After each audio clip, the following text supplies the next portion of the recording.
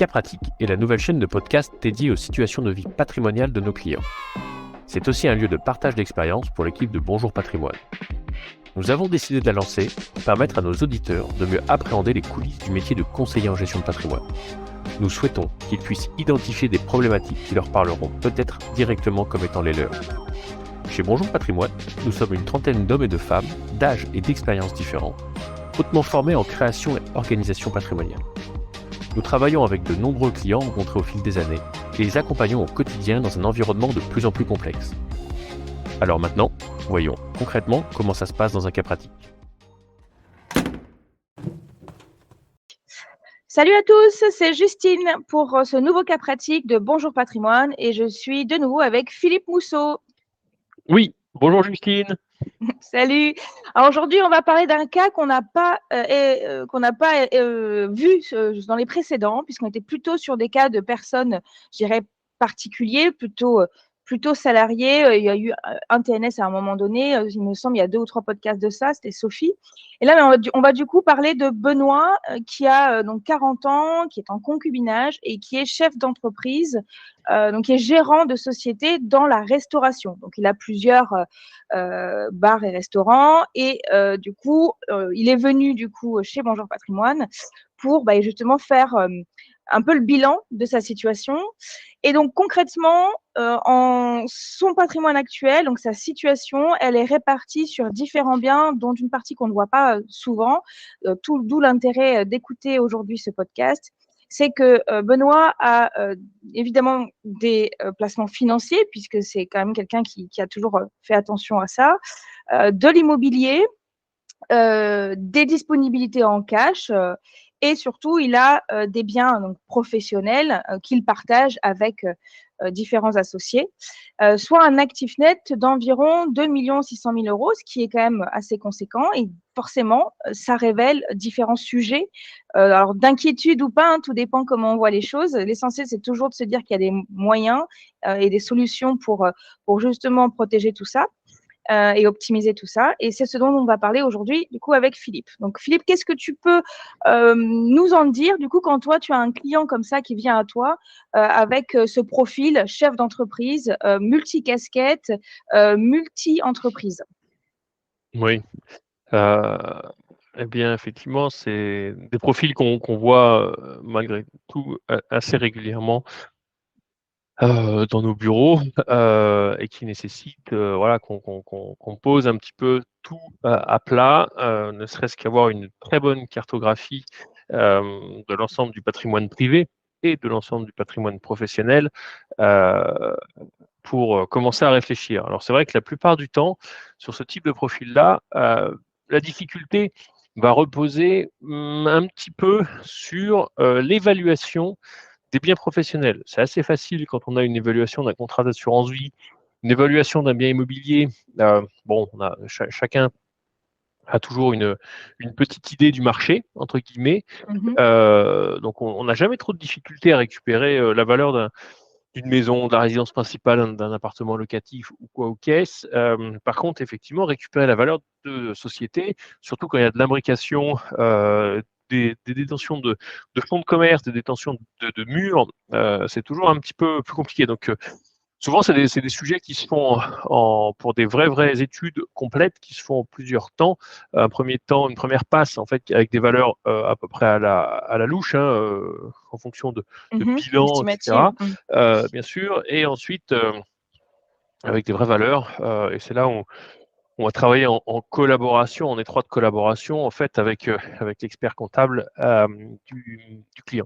Voilà. Et après, pour tout ça, pourquoi? Tout ça pour avoir des valeurs et un engagement, effectivement, sur voilà, la valorisation des parts sociales, tout simplement. Voilà. C'est un petit peu ça, c'est un petit peu ça derrière. Voilà. Oui, puis j'imagine que sur des sociétés qu'on crée, qu'on fait vivre, dans lesquelles on le sait, hein, on l'entend souvent, le chef d'entreprise, souvent, il n'a pas forcément de week-end, de nuit, enfin voilà, les soucis, les envies, les idées sont permanentes. J'imagine en plus qu'il y a du coup de l'affect un peu dans tout ça et que ton rôle aussi, c'est d'aller révéler la vérité, enfin une forme de vérité face aux biens que peuvent posséder ce type de personnes. Oui, après un chef d'entreprise est globalement très factuel, donc Oui, très ça pragmatique. va, c'est très pragmatique, donc je n'a pas trop de soucis, quand on s'intéresse à son patrimoine pour ça. Ouais, il reste ouvert et à l'écoute. OK. Du coup, l'imbrication dont tu parles, c'est concrètement, est-ce que tu pourrais nous donner un exemple d'une imbrication? Qu'est-ce qu'on entend derrière?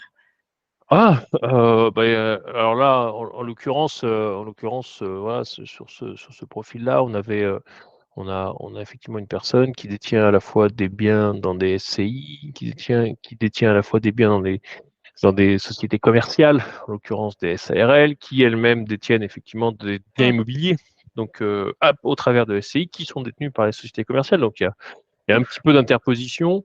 Bon voilà, après c'est pas grave parce qu'il est associé en l'occurrence avec plusieurs personnes. Donc il faut faire attention au code part. Chaque structure entre guillemets a ses propres associés, etc. Moi, ce qui m'intéressait, c'était surtout pour le client, hein, donc d'avoir sa Bien vision sûr. à lui de son patrimoine et ne pas comptabiliser entre guillemets deux fois la valeur d'un même actif, parce que quand on a des niveaux d'interposition comme ça, faut être vigilant tout simplement. Mmh. OK, et du coup, tu vas travailler par strate? C'est-à-dire que, typiquement, le patrimoine sociétaire, c'est vraiment une bulle que tu vas travailler par étapes puisque là, il y a pas mal d'imbrications. Donc ça peut prendre combien de temps, en fait? Est-ce que tu as 10 sociétés, ça prend 10 mois? Enfin, c'est un peu difficile à exprimer, mais forcément, j'imagine que ça prend plus de temps, du coup, quand on a affaire à un profil comme celui-là? Oui, après, on a les équipes pour, Oui. donc c'est pas voilà, on a une équipe d'ingénieurs patrimoniaux, dont le job, c'est effectivement de mettre le nez dans le cambouis, de ces dossiers-là pour qu'on puisse, sortir un dossier rapidement. Mais il y a pas de notion de délai, plus ou moins long par rapport à X ou Y Mmh. autre sujet. Non, après c'est des dossiers qui sont très intéressants. Donc voilà, après ce qui peut être bien là, c'est de rentrer un petit peu dans le cadre des objectifs en fait, hein, tout simplement de ce client-là. Pourquoi en fait, pourquoi il était venu nous voir?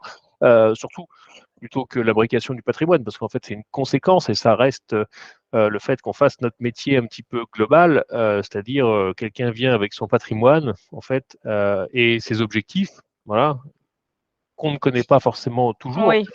pour le coup. Oui, qu'il faut identifier avec lui, l'aider même à les identifier. Oui.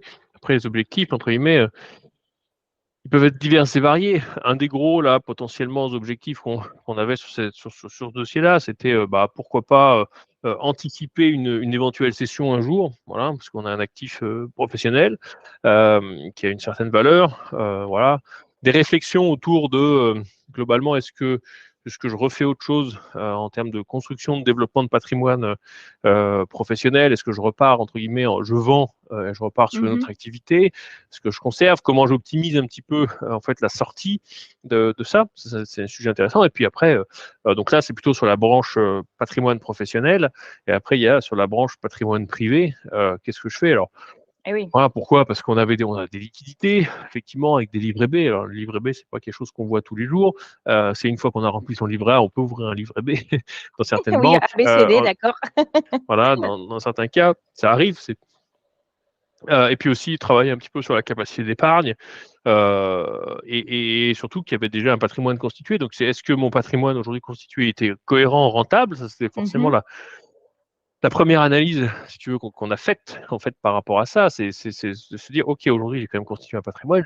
Certes, j'ai un actif professionnel, mais qui est une brique comme une autre, hein, dans un patrimoine. Bien sûr, Par ouais. contre, à côté de ça, j'ai quand même, investi dans un bien en Pinel, par exemple. Est-ce que le Pinel, c'est Mmh. rentable?» Voilà les questions qu'on était susceptibles de pouvoir se poser. Est-ce que, j'ai investi dans d'autres biens? Est-ce que typiquement, c'est des biens sur lesquels la rentabilité est attractive ou pas? Alors, une rentabilité sur un bien immobilier, elle se ventile en 2, hein. Elle se ventile en «j'ai acheté, combien ça vaut aujourd'hui, combien je serais Oui. susceptible de revendre?» Et c'est aussi, simplement aujourd'hui j'ai acheté, j'ai une rentabilité.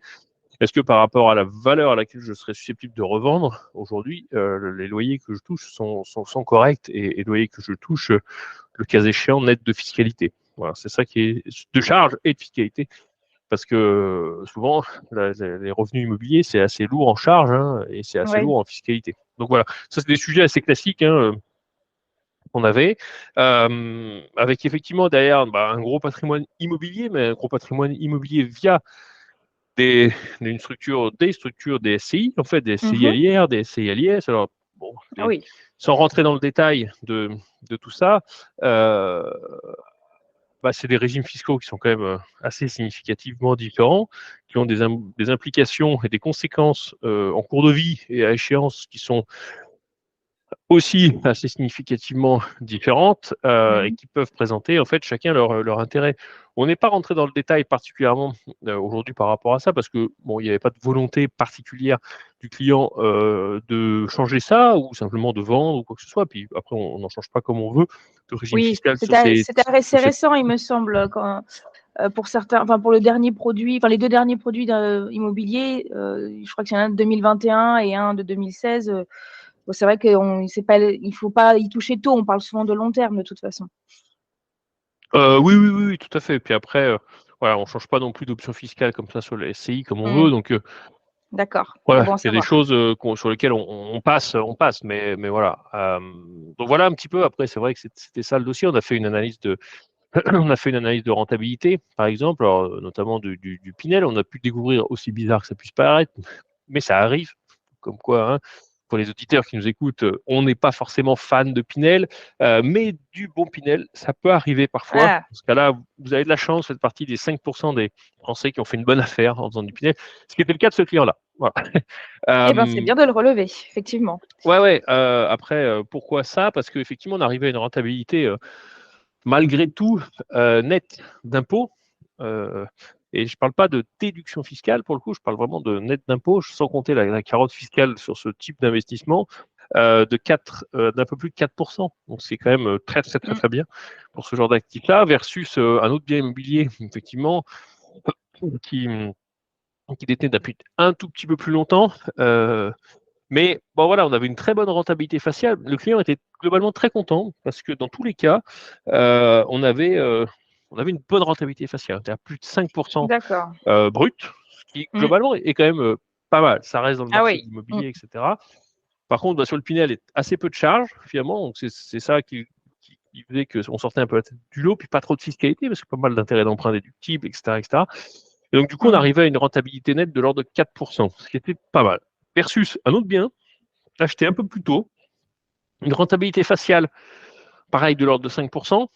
Par contre, énormément de fiscalité, quasiment 3 points de fiscalité.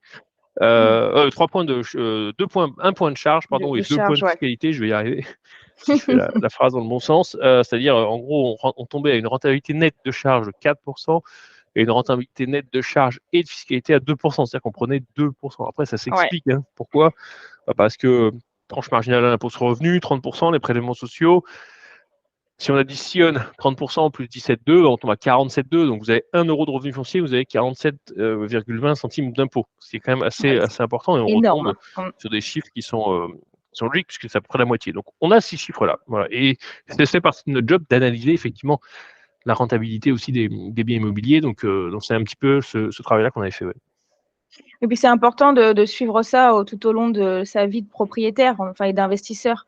L'analyse de la rentabilité, elle paraît naturelle. Enfin, on ne fait pas ça au début et après on laisse couler. Il faut quand même avoir un œil dessus. Exact. D'accord. Et donc, du coup, effectivement, tu es allé analyser chacun des biens, donc leur rentabilité, sans forcément agir dessus parce que voilà, la récence de l'investissement ou tout simplement, comme tu le disais, une bonne rentabilité. Donc, on ne bouge pas les choses. Tu es allé aussi, comme c'est quand même un chef d'entreprise, tu es allé sur le terrain de la prévoyance, notamment comme un objectif, un point de vigilance en tout cas le concernant, d'ailleurs qui a priori concerne tous les chefs d'entreprise, c'est de se protéger vis-à-vis de ces investissements. Ouais. Alors, ça concerne tous les chefs d'entreprise, oui et non. J'aime bien quand tu commences des phrases comme ça. Explique-moi. Ouais, en fait, c'est la notion de prévoyance, c'est important parce que pourquoi ça concerne pas tout le monde? Ça concerne que les personnes qui ne dépendent pas d'un régime salarié. Voilà. Ça, c'est quand même Mm, important parce qu'il faut savoir que le régime salarié, vous avez un régime de base, la sécurité sociale, en tant que salarié, qui est plutôt favorable. C'est-à-dire qu'on couvre, pour le coup, on a des petits journalières. Qu'est-ce qui se passe si vous cassez la jambe quand vous êtes salarié? Il y a peut-être un délai de carence, puis au-delà, c'est effectivement, vous avez votre salaire qui continue, mais c'est plus l'employeur qui le paye, c'est la sécurité sociale. Et c'est l'employeur qui cotise, pour le coup, derrière au niveau des charges sociales pour, si jamais vous arrivez un peu pas, que ce soit tout à fait transparent. Voilà. Un peu au point. Et en fait, les chefs d'entreprise peuvent très bien avoir un statut de salarié. Ça dépend de la forme de Ah société oui. dans laquelle ils sont associés, ça dépend de la forme de leur statut social à l'intérieur de la société, etc. Je ne vais pas rentrer dans, je vais pas cartographier un petit peu tous les régimes qui puissent exister, mais ne serait-ce que pour en mettre 2 en parallèle, qui sont assez connus. Tout à l'heure, j'ai dit 4 lettres qui étaient importantes dans l'étude. C'est SARL, Société à responsabilité limitée. Quand on est associé gérant d'une SARL, en fait, on a un statut qui s'appelle un statut TNS, travailleur non salarié. Non Comme son nom salarié, l'indique, oui. on est non salarié. Voilà. Versus d'autres sociétés, une des plus connues, en tout cas à notre échelle, hein, sans parler de gros PDG, etc., mais c'est comment dire, des SAS, les sociétés par action simplifiée, où en fait, quand on est dirigeant d'une société par action simplifiée, d'une SAS, il se passe quoi? Il se passe on est assimilé salarié, donc on a exactement les mêmes avantages qu'un salarié. Donc du coup, on retombe dans le régime de prévoyance, de retraite, etc., d'un salarié Comme un classique. salarié, ok. Voilà. Là, notre client, il est associé gérant d'une SARL, de plusieurs SARL en l'occurrence. Ça veut dire quoi? Ça veut dire qu'il n'a pas de retraite et il n'a pas de prévoyance. Bon, quand je suis un peu dur quand je dis Oui, ça. j'allais dire, oula, là, c'est le coup près qui Oui, tombe. il a de la retraite, à condition de cotiser, et oui, il a de la prévoyance, etc. Sauf qu'on est complètement sous couvert. Pardon, les régimes de base, alors c'est très intéressant dans certains cas, parce que la construction de la rémunération est bien moins importante pour un gérant de SARL versus un directeur général de SAS, hein, si je reprends mon exemple, à charge pour lui de se constituer sa propre prévoyance ou sa propre retraite avec sa des régimes responsabilité. effectivement complémentaires. Exactement. Donc ça, c'est extrêmement important. Voilà. Et c'est de sa responsabilité, et c'est de la responsabilité du conseil, de son expert comptable, de son CGP, de l'assureur avec qui il travaille, etc., etc. Mais vous avez, je vais te donner des chiffres hein, après qui vont être très très très clairs entre guillemets, mais pour expliquer le besoin. Le régime de base aujourd'hui de notre client, régime de sécurité sociale des indépendants. Alors avant c'était le RSI, le fameux Oui, on en a RSI. beaucoup Voilà, ça a entendu changé. parler. Maintenant c'est la Alléluia. SSI, voilà, donc la sécurité sociale des indépendants. Dans ce cas-là, pour notre client, ok, il avait des indemnités journalières en cas d'arrêt de travail, hein, limitées à 60 € par jour, ce qui représente sur son régime de base, d'accord, 21 996 € pour être extrêmement exhaustif. Il faut savoir que ce client-là, il se rémunérait 100 000 € par an. C'est-à-dire que si Oui, du donc jour au lendemain, il effectivement, était incapable de travailler, il se passait quoi? Il se passait que sa rémunération était divisée par 5. ce Bon, qui n'est pas rien. voilà. Sachant qu'on a un délai de carence, les 4 premiers jours, il n'y avait rien. À partir du 4e jour, effectivement, on a le droit à quelque chose. Et ça s'arrête au 360e jour. C'est-à-dire que, passé en fait 1 an, on n'a plus rien. Bon, bien sûr, après, tu as l'invalidité qui arrive. Mais le niveau d'invalidité, en fonction du degré d'invalidité, il était moins important. C'est-à-dire que dans notre exemple ici, son invalidité de première catégorie, c'était quoi? C'était 13 000 €. Donc en fait, il pouvait avoir un niveau de rémunération s'il lui arrivait quelque chose qui était dramatiquement diminué. Voilà, donc il y avait un besoin de couvrir. Si on veut s'assurer le même niveau de revenu, si je caricature, si jamais on s'est cassé une jambe, si jamais on a eu un accident, si jamais, en fait, il fallait couvrir 80 000 €. Voilà, 80 000 € de revenus. Il fallait mettre en place un contrat de prévoyance. C'était pas forcément un objectif. Le client, il dit moi, j'ai pas de contrat de prévoyance parce que je n'ai pas pris le temps d'eux, etc. Mais est-ce que vous avez conscience de votre risque aujourd'hui si voilà, vous vous faites renverser en sortant du bureau, par exemple, et que vous n'êtes plus capable de travailler? Qui est-ce qui vous paye votre salaire? Alors, quand on a des très grosses structures, on peut continuer à se rémunérer dessus parce qu'on n'a pas forcément besoin de nous. Mais après, c'est entre guillemets une charge qui est déductible du résultat de l'entreprise pour le jour où effectivement ça arrive, que ce ne soit pas l'entreprise qui doive rémunérer sans forcément le chiffre d'affaires que le chef d'entreprise ramène à côté, Bien sûr. mais que ce soit effectivement d'une rémunération pour le particulier qui ne soit pas une charge pour l'entreprise. Voilà, c'est le principe de base de la prévoyance, comme on peut l'avoir d'ailleurs à certains niveaux sur du patrimoine privé. Mais voilà un petit peu les éléments. Et après, sur l'invalidité, c'est exactement ça. Donc, oui, il y a des sujets. Après, il y a des garanties aussi en cas de décès. C'est-à-dire en cas de décès, un régime, typiquement un salarié classique, je vais caricaturer parce qu'il faut regarder les conventions collectives, les Bien accords, sûr. etc. Donc, c'est très, Pas très, c'est rentrer un dans le vrai détail sujet. aujourd'hui. Mais D'ailleurs, juste comme ça, ce qui est intéressant peut-être pour nos auditeurs, c'est de noter que, en fait, au sein du cabinet, on a même un expert prévoyance. C'est-à-dire que nous, on a toujours une volonté d'avoir un conseil le plus large possible, à 360 degrés. On estime que la prévoyance, c'est vraiment un pilier à part entière dans la gestion de patrimoine. Courir des risques fait partie d'un métier de CGP. Assez peu de CGP, entre guillemets, abordent la prévoyance comme un vrai sujet patrimonial, et à tort, en fait, parce que ok, on construit, ok, on gère de l'argent, on gère des contrats assurance vie, on fait de l'investissement immobilier, ok. Par contre, en fait, c'est bien de construire un patrimoine, mais si un jour il se passe quelque chose, comment on est couvert en termes de risques, comment c'est etc. géré? C'est ça aussi, derrière, qui est extrêmement important Il dans faut le cadre d'une prévoir le vision. drame. Exactement, dans le cadre d'une vision à 360 degrés de la gestion de patrimoine. Et pour ça, au cabinet, ça fait 1 an et demi maintenant, on a recruté un expert en prévoyance vraiment dédié. Donc tous les clients chefs d'entreprise, TNS, etc., ou même particuliers d'ailleurs, qui ont des sujets, en fait, on les adresse pour échanger directement avec lui sur ces sujets-là. Bref, tout ça pour dire quoi aussi? Plus. Ouais, exactement. Et tout ça pour dire que, en fait, quand on est quand on est salarié, vous pouvez avoir un régime qui va garantir, en fait, aux bénéficiaires qu'on aura désignés une prévoyance et un capital d'essai. Ok, donc, très bien, ton conjoint, un partenaire de Pax ou X ou Y aurait très bien touché un capital équivalent à un an de salaire. Voilà, si jamais tu viens à décéder ou quoi que ce soit. Dans notre exemple, ici, si lui, ce client-là était artisan commerçant, okay, on était sur un capital d'essai égal à 8 000 €. C'est-à-dire que on est très loin de l'année de salaire. Voilà. Ah oui, clairement. Donc ça paye tout juste, entre guillemets, les frais funéraires. Il faut quand même avoir ça à peu près à l'idée. Bon, donc il y a quand même un intérêt de se couvrir à côté sur ces sujets-là. Voilà, je veux pas. Oui, c'est un sujet assez tabou en plus. Prévoir l'impensable, bon, c'est des sujets qui font peur et néanmoins, on y est tous confrontés à des moments, enfin, dans notre vie, à un moment donné, ça doit arriver. Et malheureusement, ça ne s'anticipe pas.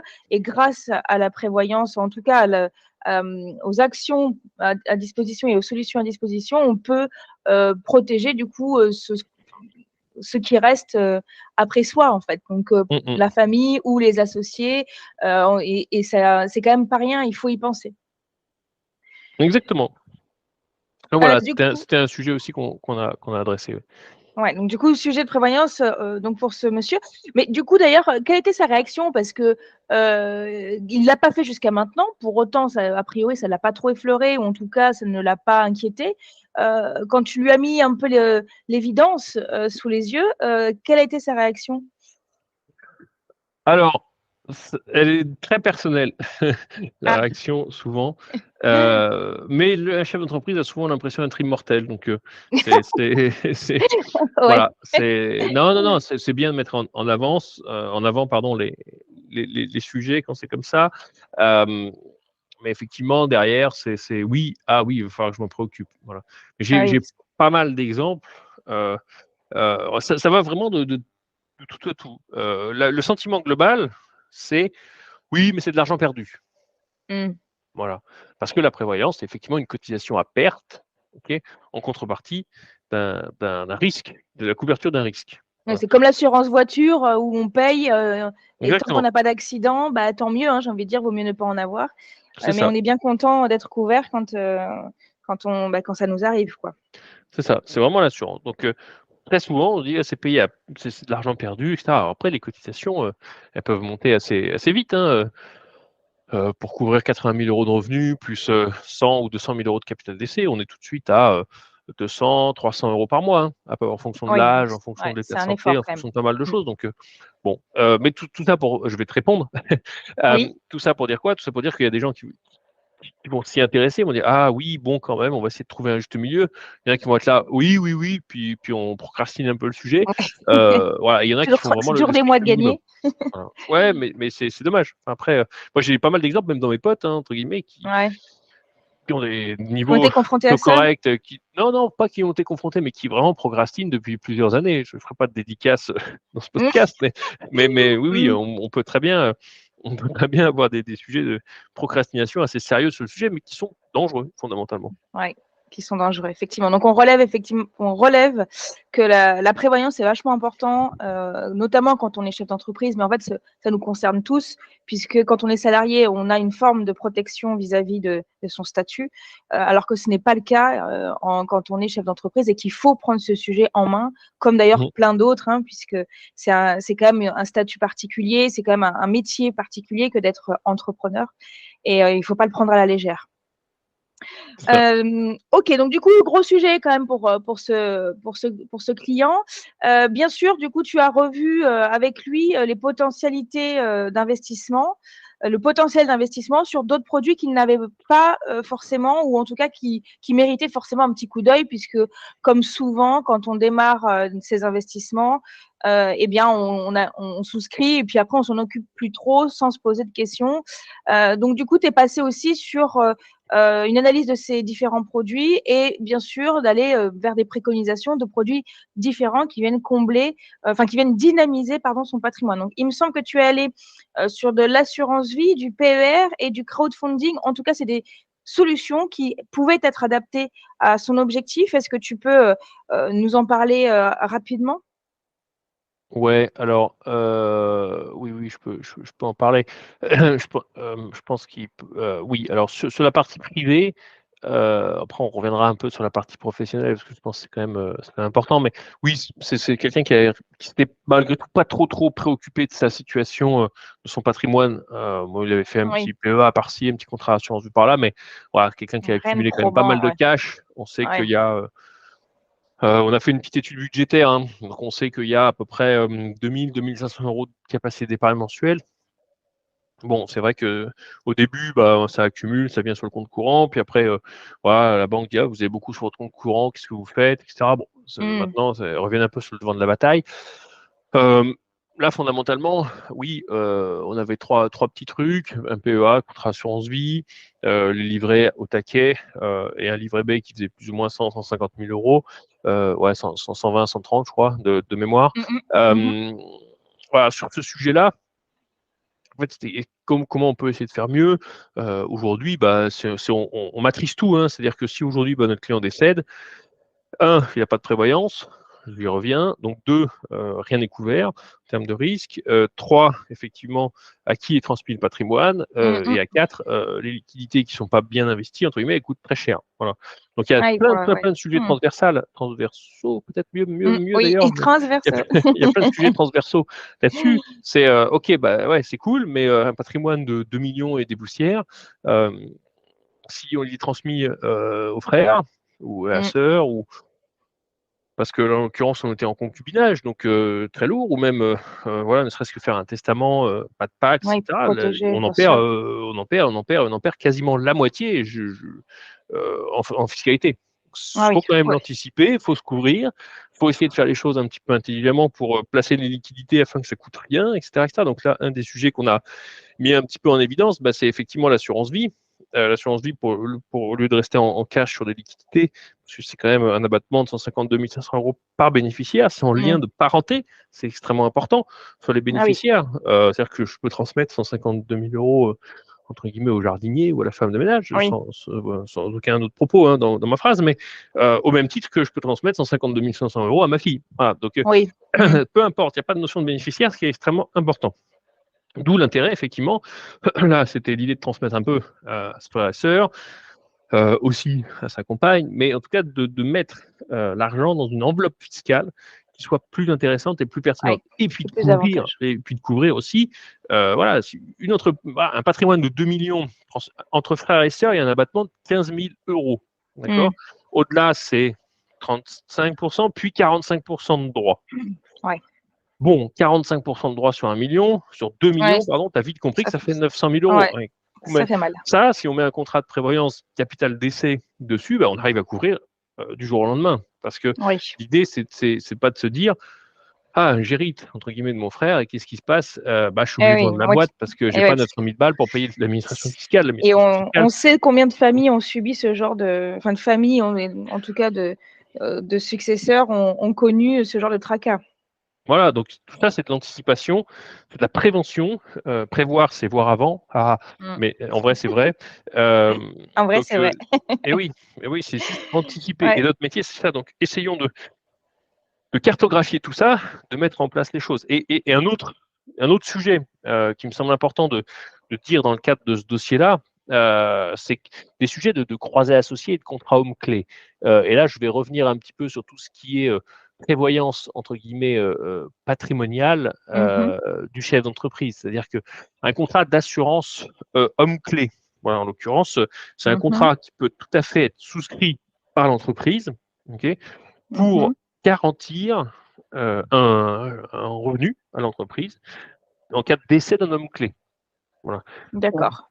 d'invalidité, etc. Mais en gros, c'est ça. C'est-à-dire que si moi, je suis dans une boîte, je ramène une boîte qui fait 1 million de chiffre d'affaires, il y a 10 collaborateurs, si je ramène 500 000 euros, je considère que je suis quand même un homme clé. C'est-à-dire que si je décède, la boîte a fait 500 000 euros de chiffre d'affaires en moins. Voilà, Oui. ça peut être Clairement. intéressant qu'elle puisse percevoir un capital d'un montant à déterminer, 100, 200, 300, 400, pour anticiper, entre Et guillemets, oui, pour le éviter que la boîte changement. Voilà, s'effondre. Bien c'est ça, sûr.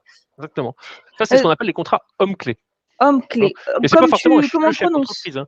Voilà. Ah oui, d'accord. Oui, ça peut être celui, comme tu dis, qui rapporte le C'est plus un homme clé. à ce moment-là. OK. Ouais, il faut que ce soit l'homme Mais clé.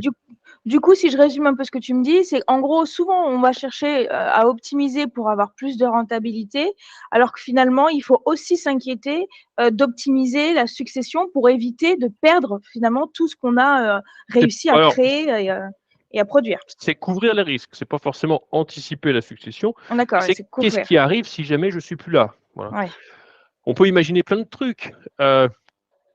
Je suis chef d'entreprise, j'ai une fille, du jour au lendemain, alors nous, on est bien organisés au sein de la boîte, donc ça va à peu près. Mais je casse ma pipe comme ça, Mmh. qui hérite? En l'occurrence, ma fille. Est-ce que Mmh. ma fille, elle est capable aujourd'hui de prendre des décisions sans aller chercher le juge, Je crois qu'elle est pour la trop gestion d'une petite. boîte? Elle a 2 ans et demi. Oui, et donc Donc c'est mal effectivement, barré. la Voilà. réponse est non, elle ne peut Non, pas. la réponse est non. Et tout ça pour dire quoi? Tout ça pour dire qu'il y a de la protection en termes d'assurance et de la protection juridique. On peut tout à fait aller chercher, dans ces cas-là, des mandats à effet posthume. Le mandat à effet posthume, c'est quoi? Tu passes chez le notaire, je vais aller très très vite dans mon propos, tu passes chez le Oui. notaire, mais tu détermines en fait un administrateur, un mandataire, D'accord. le jour où tu n'es plus là, pour gérer ton patrimoine pendant une durée limitée, dans l'intérêt d'une personne visée, en l'occurrence ma fille, pour cet Mmh. exemple-là. Et c'est vraiment ça. C'est-à-dire que t'anticipes t'anticipes ton décès. Voilà, tout simplement. Et ça, D'accord. c'est une prévoyance juridique du sujet. Voilà. On peut y avoir le même exemple. Tu fais un AVC, chef Mmh. d'entreprise, il est toujours en vie. Mais Oui, malheureusement, il est plus capable il du est tout de gérer sa boîte. diminué. Et il y a peut-être des salaires à payer, et il y a peut-être, et il y a peut-être, et il y a peut-être. Et si c'est le seul qui avait le pouvoir, entre guillemets, pour appuyer sur les salaires, avant que sur le bouton de la rémunération et du versement des salaires, qu'est-ce qui se passe? Il se passe que Ouais, les clairement. collaborateurs, ils vont rester 3 mois, 4 mois, 5 mois, 6 mois sans avoir de salaire. Dans ce cas-là, en fait, on peut mettre en place ce qu'on appelle un mandat de protection future. Le mandat de protection D'accord. future, c'est quoi? C'est simplement anticiper le fait que si jamais tu n'es plus dans la capacité tu vas nommer un mandataire, là encore, pour exercer des actes que tu auras préalablement déterminés. Voilà. Mais du coup, Donc il y ça, a c'est pas vraiment, quelque vraiment chose qui est beaucoup de choses à faire. obligatoire? Ah pardon, je t'ai Ça, c'est pas coupé, je crois que obligatoire tu du fini. tout. D'accord, donc là, c'est vraiment donc tu as une boîte avec, 30 salariés, si tu ne toi, n'es pas au courant ou si tu ne t'imposes pas de rédiger, Ça justement peut ce être la genre merde. de mandat ah ouais, je pense moi, c'est Je te vraiment, fais simple. quelque chose que j'apprends du coup, avec toi aujourd'hui. Je savais pas, que ça pouvait être, je pensais que c'était quand même, induit et que par réflexe, les gens le faisaient et Ah non, finalement, du pas tout. tant que ça. Et même, si tu veux, si on pousse le sujet, là, je t'ai parlé tout à l'heure de contrat homme-clé, on a parlé de mandat de protection future, on parlé de mandat à effet posthume, et on peut parler de quoi aussi? On peut parler de contrat de croisés associés. C'est-à-dire que si Mmh. aujourd'hui, je prends un exemple, hein, tu es associé avec quelqu'un, vous avez tout, là, ce qui était le cas de notre client, hein, 50-50, Ouais. 2 associés. Est-ce que si jamais mon client vient à décéder, son associé a envie de se retrouver associé avec sa femme ou avec ses enfants ou avec son frère? Le frère de Mmh. mon client. Est-ce qu'il a envie de se retrouver Ah associé? oui, oui, ça change Pas tout. forcément, voilà. Bien Est-ce que sûr. mon client, est-ce que l'associé de mon client, il a 1 million, un chèque d'1 million à faire, entre Ah guillemets, oui, pour pouvoir pour récupérer les payer et ne parts, plus ouais. être associé avec le frère de mon client qui est décédé? Bah non, Mmh. pas forcément. Et dans ce cas-là, on peut mettre en place un contrat croisé associé, qui est un contrat qui permet effectivement d'assurer au bénéfice de l'associé survivant, on va dire ça comme ça, un capital pour régler, entre guillemets, la valeur et les parts sociales des héritiers de l'associé décédé. Voilà, c'est aussi des choses qui Mmh. existent, qui se Vraiment font. très important. Donc, si on devait, résumer un peu tout ce que tu viens de nous expliquer, c'est qu'en gros, le chef d'entreprise, le message à faire passer, c'est, protégez vos investissements et couvrez les risques, qui peuvent, arriver, dans une vie, en fait. Et ça, Oui, il faut vraiment le prendre en main dès que possible, en tout cas. C'est vrai que ça peut nous paraître pas prioritaire, surtout, quand on se lance, mais je dirais que là, dans le cas de notre, cas pratique du jour, il a suffisamment d'antériorité et justement de disponibilité pour pouvoir mettre les choses en place à partir de maintenant. et faites-vous bien entourer. Ouais, j'allais y venir d'ailleurs, parce qu'on en a parlé rapidement tout à l'heure. Tu parlais, qu'effectivement, notamment pour aller, justement identifier toutes les imbrications de société donc notamment chez ce monsieur, mais ça arrive assez régulièrement a priori. Tu vas faire appel évidemment, tu vas travailler main dans la main avec l'expert comptable, le notaire, hem, Des avocats fiscalistes, des avocats tout à fait. fiscalistes. Alors là, chez Bonjour Patrimoine, effectivement, c'est intégré, mais quelqu'un qui peut gérer du coup et accompagner le client sur l'aspect prévoyance. Et donc Bien tout sûr. ça, finalement, travailler main dans la main sur les différents sujets. Et toi, tu vas être un peu le coordinateur justement de toutes ces problématiques pour évidemment que le client prenne en main les bonnes choses au bon moment, en fait. Donc Oui, ça, c'est tout à fait. l'interprofessionnalité, c'est ça? Ouais, en tant que CGP, moi j'ai souvent l'habitude de dire, j'ai peut-être déjà dit, hein, d'ailleurs dans tous les épisodes qu'on a enregistrés, Probablement. même s'il y en a pas tant que ça, mais voilà, c'est qu'un bon CGP a souvent l'habitude d'être, enfin je considère, pas plutôt pardon, qu'un bon CGP se doit d'être moyen partout. Voilà. Mmh, Alors c'est très bizarre cette phrase, mais on doit justement, parce que, je te le disais tout à l'heure, avoir cette vision globale à mmh, 360. Voilà. bien On sûr. doit avoir des notions de base en droit, on doit avoir des notions de base en cas de transmission, notions de risque, en fiscalité, en expertise comptable, on va avoir des notions de base, etc. Par contre, dès lors qu'il faut passer à l'étape supérieure, réaliser des actes, appuyer du conseil un peu plus qu'une vision Oui, plus globale, complexe, plus etc. pointu. Bien sûr qu'on travaille en interprofessionnalité, on ne prétend pas du tout être ni expert comptable, ni avocat fiscalité, ni notaire. D'ailleurs, on ne peut pas, on n'a pas les statuts. Par contre, Mmh. nous, la grosse force de notre métier, c'est que, au final, on a cette vision, un 360, et un bon CGP, entre guillemets, il doit systématiquement avoir cette vision-là. Voilà. Et c'est extrêmement important parce qu'on est effectivement je dirais le représentant de l'intégralité de la Mmh. vision patrimoniale À du tous les client. aspects. Voilà. Mmh. Oui, c'est pour Exactement. ça que chez Bonjour Patrimoine, tu aimes bien dire que vous faites, notamment de l'organisation patrimoniale, puisque vous allez coordonner finalement chaque besoin en allant chercher la bonne personne, la bonne compétence pour C'est ça. répondre à un besoin que toi, tu as évidemment identifié et pour lequel il faut, avoir, une expérience et une connaissance technique, plus poussée et c'est tant mieux puisque du coup, il y a plusieurs cerveaux finalement qui travaillent pour un même client et pour un même patrimoine. Ouais. Du coup, oui, c'est ça. En fait, on travaille effectivement en interprofessionnalité. C'est extrêmement important pour un CGP d'être bien entouré. Oui. D'accord. Mais écoute, moi, j'ai plus vraiment de questions sur ce sujet-là. Je pense que, pour nos internautes, on a bien fait passer le message qui est que, quand tu es chef d'entreprise, pardon, il faut couvrir les risques. Alors aller au-delà de juste placer son argent et se protéger. Il faut, vraiment anticiper, autant que possible, prévoir l'impensable, même si ça fait peur ou en tout cas, ça c'est impalpable souvent effectivement, imaginer le futur, surtout quand il est négatif, bon, on n'a pas très envie. Néanmoins, j'espère que ceux qui nous écoutent et qui sont dans cette catégorie ou qui ont peut-être l'intention de l'être, que ça fasse partie de leur to-do list, de, chef d'entreprise d'aller faire attention à cet aspect, très important, dans la création et l'organisation de son patrimoine. Ouais. Après, parce que tu m'avais interrogé quand même, à la base sur les questions d'épargne retraite, et cetera. Oui, Oui, c'est effectivement, vrai, on ça a c'est on a prévu ensuite. adressé, Bien sûr, comme on en tous parle ces sujets-là. souvent, mmh, Voilà, bon, on en reparlera, et cetera. Mais oui, il y avait des plafonds épargne retraite. Alors, il faut savoir que le TNS, hein, en plus, donc le travailleur non salarié, tout à l'heure, on a parlé de prévoyance pour dire que le TNS n'avait pas de garantie invalidité, incapacité, décès. Il n'avait pas trop de retraite non plus. Bon, après, il y a des régimes spécifiques, notamment dessus, pour faire en sorte qu'ils puissent cotiser, en tout cas verser sur des solutions pour capitaliser sur leur propre retraite avec des systèmes de déduction, plus que le particulier. Le particulier, si vous regardez votre avis d'impôt, à la fin, vous avez un petit paragraphe qui s'appelle plafond épargne retraite. C'est super. Pour le coup, par contre, quand vous êtes professionnel, vous avez ce plafond-là, et puis vous en avez un autre qui permet de venir en déduction en fait de votre bénéfice de votre société. C'est un autre plafond. On ne va pas rentrer dedans maintenant, mais ça vous permet de cotiser beaucoup plus sur les fameux PER, plan épargne retraite, qu'un salarié classique. Voilà. D'accord. Ça, c'était le premier point sur lequel Clarité. je trouvais intéressant aussi de revenir sur ce cas-là. Et un autre point quand même qui était un petit peu clé dans le sujet, c'était qu'on a, je ne sais pas si tu te souviens, au tout début, je disais oui, il y a quand même des perspectives de vendre, en fait, pourquoi pas. Oui. Voilà, et que en fait, tout ça, ça s'anticipe beaucoup. C'est-à-dire Oui, que si vous comment avez créé optimiser? une C'est vrai. société, et ouais, si vous avez créé une société avec un capital social de 1 000 €, que en valorisation, ça vaut 1 million, si vous la vendez, vous êtes imposé sur 99 000. Voilà.